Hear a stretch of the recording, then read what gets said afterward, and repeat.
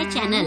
आज मैं आपके लिए इस इंटरेस्टिंग ड्रामा के नेक्स्ट पार्ट की एक्सप्लेनेशन लेकर आई हूँ। तो चलिए कहानी की शुरुआत करते हैं। कहानी में आगे हम देखते हैं कि सोंगप्यो एक कैफे में काम करना शुरू कर देता है। वहाँ के मैनेजर का नाम किम है। हम देखते हैं कि सोंगप्यो बॉयज के टॉयलेट में चला जाता है। उसे वहाँ देखकर किम चौंक जाता है।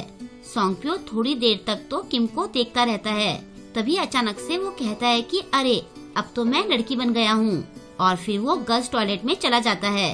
किम उसकी ऐसी हरकतों से डर सा जाता है। बाद में किम सोंगप्यो से कहता है कि तुम बड़ी ही अजीब हो। तुम्हारे बात करने का तरीका, तुम्हारी टोन और वो टॉयलेट में ये सब क्या है। सोंगप्यो कहता है कि पहले वहाँ लड़के और लड़कियाँ दोनों का टॉयलेट साथ में था। किम कहता है कि मैं उस बारे में बात नहीं कर रहा हूँ। तुम लड़कों की तरह बिहेव क्यों करती हो। सोंगप्यो कहता है कि मैं एक लड़का हूँ जिसने आर्मी में काम भी किया है। फिर वो बात बदलते हुए कहता है कि मैं अपने एक दोस्त के साथ रहती हूँ जो आर्मी में था। शायद मुझ पर उसी का असर हुआ है। किम कहता है कि मुझे नहीं पता था कि तुम अपने फ्रेंड के साथ रहती हो। आगे से इन सब चीजों का ध्यान रखना। सोंगप्यो उसे सॉरी कहता है। फिर किम कुछ सामान लेने चला जाता है। थोड़ी देर बाद वहाँ एक कस्टमर आता है और वो सोंगप्यो के साथ फ्लर्ट करते हुए उससे उसका फोन नंबर मांगता है। लेकिन सोंगप्यो उसे अपना नंबर नहीं देता। वो पूछता है कि क्या तुम गे हो। ये सुनकर वो लड़का चौंक जाता है।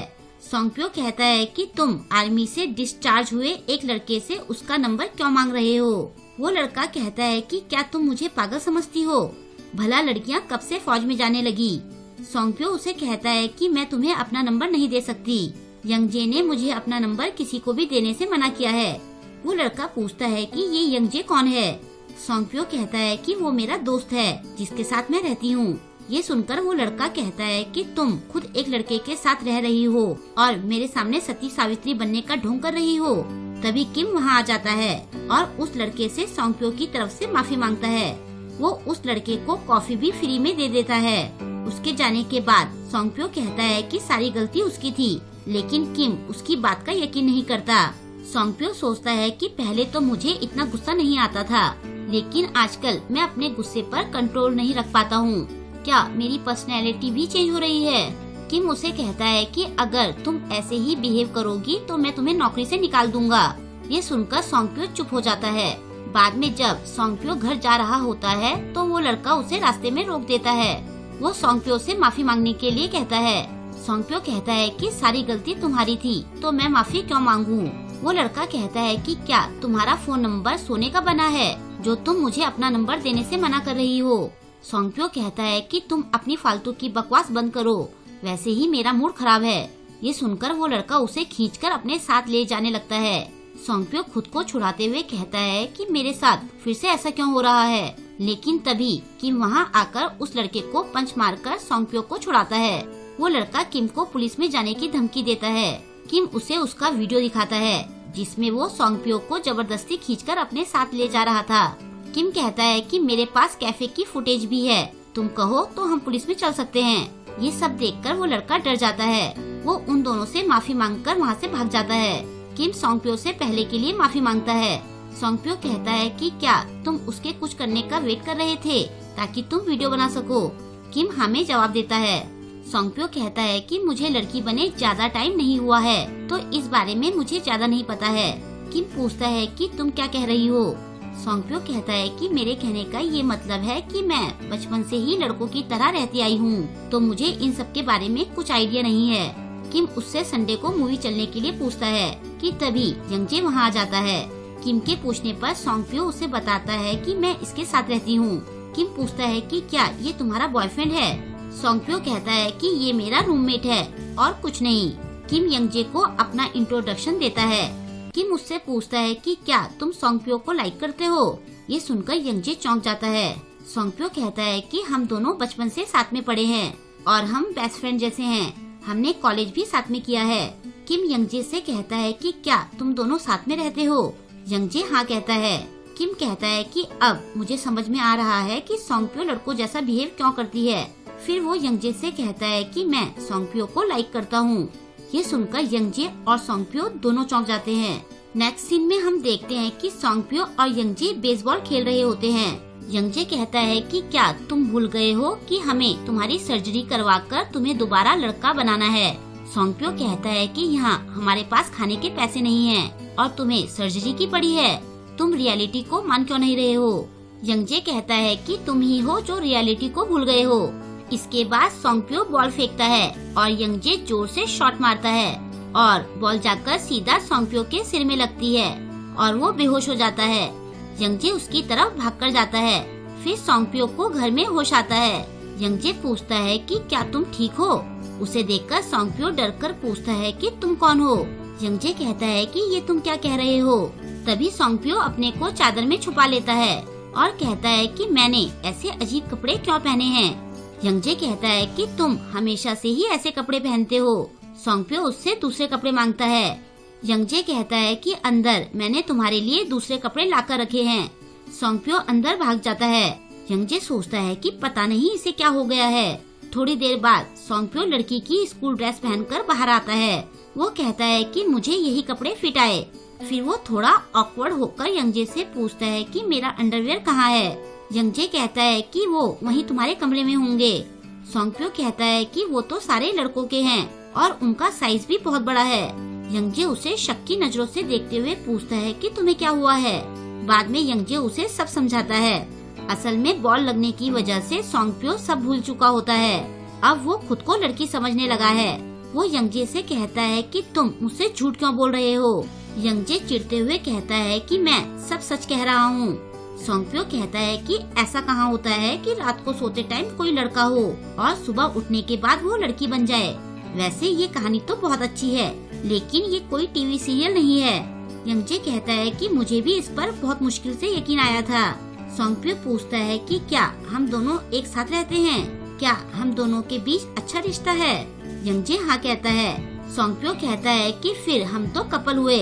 यंगजे के पूछने पर वो बात बदल देता है। फिर सोंगप्यो लड़कियों की तरह हंसने और शर्माने लगता है।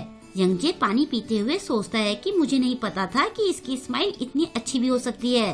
तभी सोंगप्यो उसे ओप्पा कहकर बुलाता है और यंगजे के गले में पानी फंस जाता है। वो उसे कहता है कि हम लोग सेम एज के हैं। इसके बाद सोंगप्यो उसे अपने साथ अंडरवियर खरीदने चलने के लिए कहता है। फिर वो दोनों साथ में जाते हैं।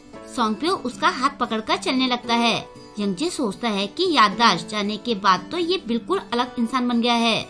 चलते चलते अचानक से कमजोरी की वजह से सोंगप्यो गिरने वाला होता है, लेकिन यंगजे उसे गिरने से बचा लेता है। सोंगप्यो उसे कसके पकड़कर पूछता है कि क्या हम दोनों एक दूसरे से बहुत प्यार करते थे। यंगजे कहता है कि हम दोनों अच्छे फ्रेंड्स थे। सोंगप्यो फिर पूछता है कि तुमने मेरे सवाल का जवाब नहीं दिया। यंगजे कहता है कि दोस्तों में आपस में प्यार नहीं होता है। सोंगप्यो कहता है कि मुझे लगता है कि मैं तुम्हें बहुत प्यार करती हूँ, और ऐसा कहकर वो यंगजे को किस कर देता है और फिर वो उसे आई लव यू कहता है। ठीक इसी टाइम सोंगप्यो के सिर में एक बास्केटबॉल आकर लगती है। यंगजे पूछता है कि क्या तुम ठीक हो, ये बास्केटबॉल कहाँ से आई। सोंगप्यो कहता है कि मेरे सिर में तो बेसबॉल लगी थी। मुझे याद है कि मेरे माथे में बेसबॉल लगी थी, लेकिन मेरे सिर के इस तरफ दर्द क्यों हो रहा है। ये सुनकर यंगजे चौंक जाता है। सोंगप्यो कहता है कि मैं इन कपड़ों में क्या कर रहा हूँ। फिर वो अपने को छूकर कहता है कि मैंने अंडरवियर क्यों नहीं पहना है। यंगजे कहता है कि हम तुम्हारे लिए अंडरवियर लेने के लिए जा रहे थे। सोंगप्यो उससे पूछता है कि कहीं तुमने मेरी बॉडी के साथ कुछ किया तो नहीं जब मैं बेहोश था। यंगजे पहले तो हाँ कहता है और फिर ना कहता है। सोंगप्यो कहता है कि तुम क्या कह रहे हो। तभी उसे अपने पार्ट टाइम जॉब की याद आती है। वो टाइम देखकर कहता है कि मैं अपनी जॉब के लिए लेट हो गया हूँ, तुमने मुझे जॉब पर भेजा क्यों नहीं। यंगजे कहता है कि मेरे पास इन सब के लिए टाइम नहीं था। सोंगप्यो कहता है कि तुमसे तो मैं वापस आकर बात करूँगा, और फिर वो अपनी पार्ट टाइम जॉब के लिए चला जाता है। पीछे यंगजे अपने होठों को छूकर कुछ सोच रहा होता है। नेक्स्ट सीन में हम दो लड़कों को कैफे में बैठा देखते हैं। इन दोनों के नाम जियांग और होते हैं। ये दोनों सोंगप्यो के फ्रेंड्स हैं। दोनों सोंगप्यो का वेट कर रहे होते हैं। सोंगप्यो उन दोनों के पास आकर बैठता है। वो पूछते हैं कि तुम कौन हो। वो कहता है कि सोंगप्यो बीमार है तो उसने मुझे अपनी जगह यहाँ भेजा है। होते को उसकी बात पर यकीन नहीं आता। वो कहता है कि सोंगप्यो बहुत स्ट्रॉन्ग है, वो बीमार नहीं पड़ सकता। सच सच बताओ कि तुम कौन हो, वरना मैं तुम पर श्राप लगा दूंगा। सोंगप्यो कहता है कि मुझे सच में उसने ही भेजा है। उसने मुझे आज की मीटिंग के बारे में भी सब बताया है। ऐसा कहकर वो उन दोनों को मीटिंग की डिटेल देता है। तब जाकर उन दोनों को उस पर थोड़ा भरोसा होता है। जियांग होते से पूछता है कि क्या हम इस पर भरोसा कर सकते हैं। होते कहता है कि अगर इसने झूठ बोला तो हम इसे बांधकर बुरी तरह से पीट देंगे। सोंगप्यो सोचता है कि तुम्हें अपने सारे प्लान्स को इतने जोर से नहीं बोलना चाहिए। इसके बाद वो तीनों अपनी मीटिंग शुरू करते हैं। सोंगप्यो सोचता है कि इस मोमेंट को मैंने बहुत मिस किया।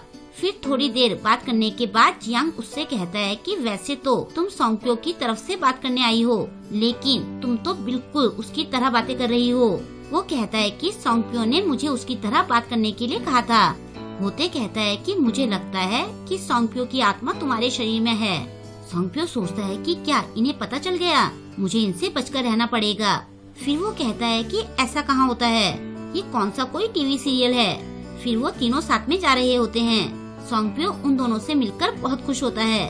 तभी उनको उनके पुराने क्लासमेट्स मिलते हैं। इन दोनों के नाम जीहो और चैंग है। वो दोनों होते और जियांग का मजाक उड़ाते हैं। फिर वो दोनों उनसे पूछते हैं कि तुम्हारे साथ ये सुंदर लड़की कौन है, क्या ये तुम्हारी गर्लफ्रेंड है। सोंगप्यो उन दोनों के हाथ पकड़कर कहता है कि हाँ, मैं इन दोनों की गर्लफ्रेंड हूँ, मुझे ये दोनों बहुत पसंद है। जीहो कहता है कि तुम तो इतनी सुंदर हो, फिर तुम इन बेवकूफों के साथ क्या कर रही हो। चैंग कहता है कि हम लोग ड्रिंक करने जा रहे हैं, चलो तुम भी हमारे साथ चलो। सोंगप्यो कहता है कि मुझे तुम दोनों बिल्कुल भी पसंद नहीं हो। जीहो कहता है कि क्या तुम हमसे ज्यादा इन बेवकूफों को पसंद करती हो। चैंग कहता है कि शायद तुम्हारी आंखें खराब है, तुम्हें हॉस्पिटल जाना चाहिए। सोंगप्यो कहता है कि तुम बेवकूफों की तरह मुझसे बात मत करो और जाओ यहाँ से। अपनी बेइज्जती होती देखकर वो दोनों सोंगप्यो की तरफ बढ़ते हैं, लेकिन तभी होते हाथ आगे बढ़ाकर कुछ जादू सा करने लगता है। उसे जादू करता देखकर सोंगप्यो चौंक जाता है। फिर होते उन दोनों लड़कों से कहता है कि अभी अभी मैंने तुम दोनों पर एक श्राप लगा दिया है। वैसे ये एक छोटा सा श्राप है, तो तुम्हें डरने की जरूरत नहीं है। ये सुनकर वो दोनों लड़के जोर जोर से हंसने लगते हैं। उनको होते की बात पर यकीन नहीं आता। सोंगप्यो सोचता है कि क्या इन दोनों को वो चमकता हुआ सर्कल नहीं दिखा। चैंग कहता है कि तुम्हें हॉस्पिटल जाने की जरूरत है। जीहो भी कहता है कि क्या तुम्हारे पास कोई स्ट्रॉन्ग श्राप नहीं है। होते कहता है कि तुम्हारे लिए ये छोटा सा श्राप ही काफी है, और ऐसा कहकर वो चुटकी बजाता है। उसके चुटकी बजाते ही उन दोनों लड़कों के फेस एक्सप्रेशन चेंज हो जाते हैं। उनके पेट में गड़बड़ होने लगती है। होते उन्हें कहता है कि टॉयलेट उस तरफ है, लेकिन वहाँ एक ही टॉयलेट है, अब देख लो तुम में से पहले वहाँ कौन पहुँचता है। ये सुनकर वो दोनों लड़के टॉयलेट के लिए भाग जाते हैं। तभी होते को किसी की कॉल आती है। वो पूछता है कि क्या मेरे श्राप से जादूगरों की एजेंसी अलर्ट हो गई है। ठीक है, मैं आगे से ध्यान रखूंगा। तभी होते सोंगप्यो का हाथ पकड़कर कहता है कि तुम सोंगप्यो हो ना। ये सुनकर वो चौंक जाता है। होते कहता है कि तुम्हारी बॉडी एक लड़की की बॉडी में बदल गई है, क्या ये सच नहीं है। सोंगप्यो चौंक कर बस उसे देखता रह जाता है और यहीं पर ये एपिसोड एंड हो जाता है। इस ड्रामा के अभी इतने ही एपिसोड्स आए हैं। आगे जैसे ही इसके नए एपिसोड आएंगे, मैं आप सभी के लिए उनको तुरंत ही एक्सप्लेन कर दूंगी। तब तक आप मेरे चैनल पर बाकी के ड्रामास की एक्सप्लेनेशन देखते रहिए, जिन्हें मैं आपके लिए लेकर आती रहूंगी। आई होप कि आपको आज का ये एपिसोड पसंद आया होगा। आपको आज का ये एपिसोड कैसा लगा मुझे कमेंट करके जरूर बताएं, और वीडियो को लाइक और शेयर करना ना भूलें। अगर अभी तक आपने मेरे चैनल को सब्सक्राइब नहीं किया है तो प्लीज मेरे चैनल को सब्सक्राइब कर लें, और लेटेस्ट वीडियोस की नोटिफिकेशन पाने के लिए बेल आइकन को प्रेस करना ना भूलें। मिलते हैं जल्द ही इसके नेक्स्ट वीडियो के साथ। थैंक